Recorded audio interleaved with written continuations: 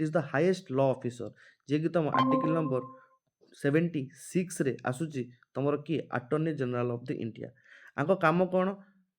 ये तुमर it is the highest law officer it is called as the highest law officer in the country it is ये होचन तुमर union executive रो part ये तुमर जति प्रेसिडेंट लिखिल पार्लियामेंट लिखिल ता सहित सब लास्ट को आड करती क्या अटॉर्नी जनरल ऑफ इंडिया को कारण जेतिक सब इंडिया केस हुए गवर्नमेंट सब केस हुए सुप्रीम कोर्ट को जाते ठिया हुए किए इंडिया अपोजिशन से ठिया हुए किए ये अटॉर्नी जनरल ऑफ इंडिया है आम देखा attorney general of India power आउ रेगुलेशंस कौन कौन सब अच्छी आमर करेन्ट रे अच्छा तुम किए श्री वेंकटरमणी जे कि तुम 2022 रे अपॉइंट होती it is the senior advocate of the supreme court रो ये जने सीनियर एडवोकेट थिले ये बे अच्छा श्री वेंकटरमण आंकर नोटेबल अपीयरेंस होची ये तुमर 370 जो आमर हैला काश्मीर इश्यूर हियरिंग बेले आ तुम सेम सेक्स रो मैरिज जो केस रे आ तुम इलेक्टोरल बॉन्ड केस रे ये नोटेबली अपीयरेंस देइथिले तुम का तरफ गवर्नमेंट तरफ तो तुम श्री वेंकटरमण के क्षेत्र में इट इज ए भेरी तुम जी 370 हियरिंग सेम सेक्स मैरिज है इलेक्टोरल बॉन्ड है से सब तुम स्टांड नहीं किए यही वेंकटरमण देन आंको अपॉइंटमेंट हुए तुम से प्रेसिडेंट को द्वारा मस्ट बी क्वालिफाइड जो तुम अपॉइंट जज ऑफ सुप्रीम कोर्ट रो तुम औकात थिबा दरकार तुम जाई पार attorney general of India citizen हवा दरकार जज of the high court for the 5 वर्ष और advocate of the high court of 10 वर्ष हूँ तुम कि कौन इमिनेंट जुरिस्ट हो तुम आखि सामने तुम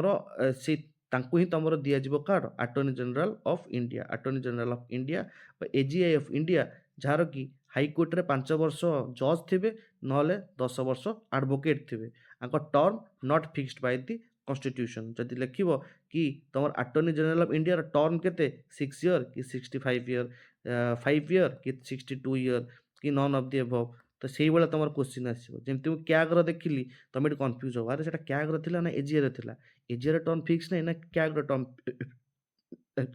माने फिक्स नहीं मुझे तुम कौन फिल्ड उपर तुम जो क्वेश्चन आंसर को जीव तुम प्रोब्लेम यहीटा ही हम कि तुम जिनस सब पढ़ी ये सहज ही लगे जिन हो जाए बट मुझे टाइम क्वेश्चन को जी मुझे सब यही जिन गुड़ाक भलसे मार्क कर नी जोटा कि ये सब छोट छोट तुमको देखा जाऊ कारण समस्त तुम एका टाइप ही लगुव बट जो टाइम मुझे क्वेश्चन को जी देखिए मत आसो ना मुझे कन्फ्यूज है से टाइप एडे एडे लंबा क्वेश्चन पकई थी क्या विषय एक 2 3 4टा पॉइंट पकई थो ये गोटे दीटा ठीक ना 3टा ठीक ना 4टा ठीक से एमती एमती ऑप्शन पकई थी कौन आर टर्म लिखाई अच्छी ना ना मुझे टर्म टाक भलसे पढ़ी नी कि ना एजीआई टर्म ये एक्चुअली ना क्याग्र टर्म अच्छी तो ये क्वेश्चन गुड़ा आराम से सल्व कर पारि है तापर आंकर रिमूवाल केमती हुए आंकर भी से रिमूवाल टिके कष्ट तुम constitution does not content procedure आर मन रखिबो आंकर टर्म रो किछि माने ग्राउंड नाही कि तुम कॉन्स्टिट्यूशन ने तांकर बाहरिबार सेमती कोनोसी ग्राउंड लिखा ही नहीं but pleasure of the doctrine wise it holds office during the pleasure of the president and can be removed any time तो बुझिलो क्या क्या तुम प्लेजर ऑफ द प्रेसिडेंट रे नथिले बुझिपारछ तो फिर तुम जो ये एजीआई रोचंती सी तुम प्लेजर ऑफ द प्रेसिडेंट अच्छा एंड कन्वेक्शन कौन रिजाइन व्हेन द गवर्नमेंट माने the council of minister resigns और इज रिप्लेस्ड आज he is appointed on their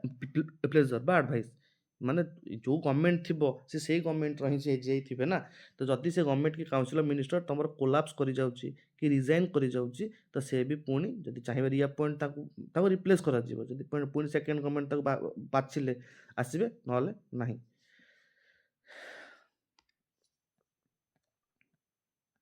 अच्छा आंकर सब ड्यूटीज कौन करूँ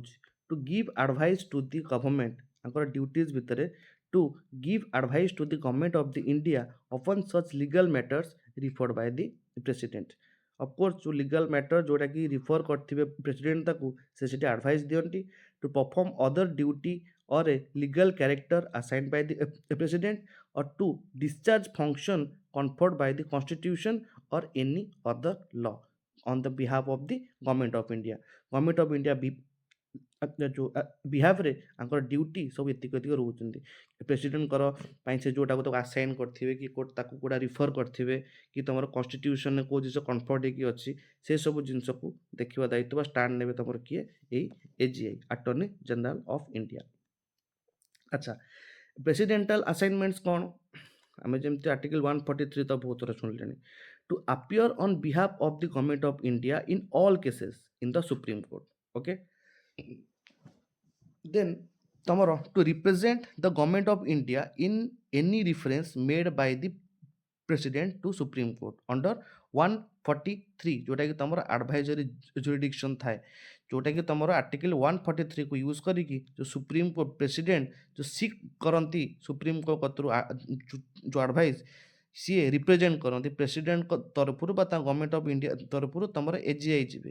कारण जदि भी किछि एमितिया सॉल्व की टर्म आसुथबो कारण ए सब लॉयर बुझिबे ना आ प्रेसिडेंट को भी प्रकारर हेई नथांती कि तमरो से जो ताक पक्ष से लॉ जानिथिबे कि न जानिथिबे आम तो देखिथिबो ना हमर सेमिति किछि टर्म नाही त हमर जानिबा पई जो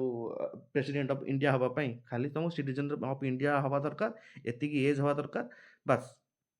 बेसिक किछि क्राइटेरिया हमर नाही and to appear in any high court in any case in which government of India is concerned धर केरला गवर्नमेंट लागिला तो Kerala versus the government of India तो Kerala versus the government of India तो से जो केरला हाई कोर्ट रे जीव केरला हाई कोर्ट को एबे किए जीवे तमरो government of India तरफुरा Modi ji जीवे कियो सेठ तो पठेबे अटॉर्नी जनरल ऑफ इंडिया को तो तांका काम होला एया ये हले तमरो वकील गवर्नमेंट करो वकील हला तापर एजीआई राइट्स लिखाई एजीआई तुम लिखाई गले 76 रे बट तंकर राइट्स लिखाई आर्टिकल 88 रे right to audience in all court of Indian territory जेतिक कोर्ट अच्छी आम इंडियन टेरिटरी भितर ये सबुठी बसी पारिबे ओके माने सबु हियरिंग रे माने ये बसी पारिबे as a audience Parliament right to speak take part in the proceeding in both houses or joint sitting ये सबु जंगा हाउस और जॉइंट सिटिंग रो प्रोसीडिंग रे बसिकी पार्ट नहीं पारिबे और राइट टू स्पीक कहि भी पारिबे committees right to speak in any parliamentary committee of which he may be named as a member जोड़ी से मेंबर भाव असाइन होते से सबू पॉलिटिकल मेंबर ये से कहि पारिबे and privileges he enjoy the privilege and immunity of an MP MP कर जहाँ सब privilege थाए आंकर भी सही privilege थाए MP कर privilege सब कौन थाए जेमती MP कर गोटे भल privilege कहूँ जो सेसन आमर धर बजेट सेसन चलला बजेट सेसन रो 40 दिन पूर्वरु आ बजेट सेसन रो 40 दिन पर जाए तांको नारे जदि कोनोसी सिविल केस लागिछि भलसे देखुथुव civil case not about the criminal case जाको चापी दियंती तो दियंती केते जरा रेपिस्ट हे जाई बुलुचंती से कथा छाड़ बट तुम जो रूल जा अच्छी तुम ओनली जी सिविल केस जो अच्छी से सिविल केस को तुम जदि जदि को मिनिस्टर उपर लगी जो सब सेसन 40 दिन पूर्व पर तुम ट्रायल कि ये नहीं पार ना से जो तो एत सारा भावना जदि मुझे घोटाला कर बस पड़ी सब तो बसर तो आम सब चलला सेसन एपटे 40 दिन सेपटे 40 दिन मुझे जीवी केत तो ये तुम सब स्पेशल प्रिविलेज तुम जो एमपी हम तुम जो तुम फुल फ्लोर पर भी जहाँ कह तुमको ये लगे जो कौन कि तुम फंडामेंटल राइट्स को ब्रीच कर अच्छा देन तुम किए आसिले ना तुम लिमिटेशंस नो भोट ये मैंने कोटे भोट दे पारिबे नहीं ना कास्टिंग भोट ना फास्ट इंस्टांस भोट ये किसी भी भोट दे पारिबे नहीं शुड नॉट एडवाइस और hold a brief against the government of India ये तांको एडवाइस दे पारिबे नहीं बुझी पारछ ये जाई ठिया है कि केस लड़िबे गवर्नमेंट ऑफ इंडिया को एडवाइस देबेनी कि तुम एमती करो सेमती करो then criminal case should not defend accused person in the criminal prosecution without the government of India permission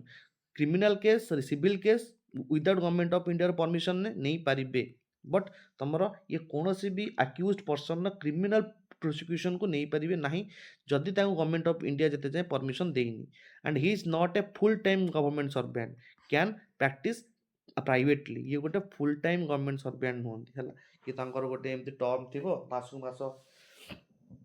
ये तुम माने प्राइवेटली ପ୍ରାକ୍ଟିସ୍ କରନ୍ତି ତାଙ୍କର ସେମିତି କିଛି ଫୁଲ୍ ଟର୍ମ ସର୍ଭାଣ୍ଟ ଏମାନେ ନୁହଁ ହେଲା। ଆଉ ମନ ଇଚ୍ଛା ମାନେ ଆଙ୍କର ଯେଉଁ କୋର୍ଟକୁ ଯିବେ ବସିବେ, ଇଏ ଯେଉଁ ପାର୍ଲାମେଣ୍ଟ ସେସନକୁ ଯିବେ ବସିବେ, ବଟ୍ ଭୋଟ୍ ଦେଇପାରିବେ ନାହିଁ। ଆଚ୍ଛା, ଦେନ୍ ତମର ସଲିଟାରୀ ଜେନେରାଲ ଅଫ୍ ଇଣ୍ଡିଆ, ଯେମିତି ତମର ଷ୍ଟେଟ୍ରେ ଇଣ୍ଡିଆରେ ଅଛନ୍ତି, ତାପରେ ଆଙ୍କର କ'ଣ ସଲିଟାରୀ, ସରି ମୁଁ ଏଟା ଭୁଲ କହିଦେଲି। ତ solicitor general of the India status ଆଙ୍କର କ'ଣ, it is a statutory or administrative, not a constitutional post. ଯେମିତିକି ତମର article 76 does not mention the ଇଜି ସଲିଟାରୀ, ଯେଉଁ ସଲିସିଟର ଜେନେରାଲଙ୍କର ନାଁରେ ତମର 76ରେ କିଛି ବି ଲେଖା ହେଇ ନାହିଁ। ଇଏ ଥାଆନ୍ତି ତମର ଆଟର୍ଣ୍ଣି ଜେନେରାଲକୁ ଜଷ୍ଟ ଆସିଷ୍ଟ ପାଇଁ। କରେଣ୍ଟରେ ତୁଷାର ମେହତା ଅଛନ୍ତି ତମର solicitor general, and there is also additional solicitor general ASG, ଯେଉଁଟାକି ତମର କନଷ୍ଟିଟ୍ୟୁସନାଲର ପାର୍ଟ ନୁହଁ। ଯଦି ତମେ ଲେଖିବ କି solicitor general of India is a constitutional body or not ବା post or not, it is not a constitutional post. Okay,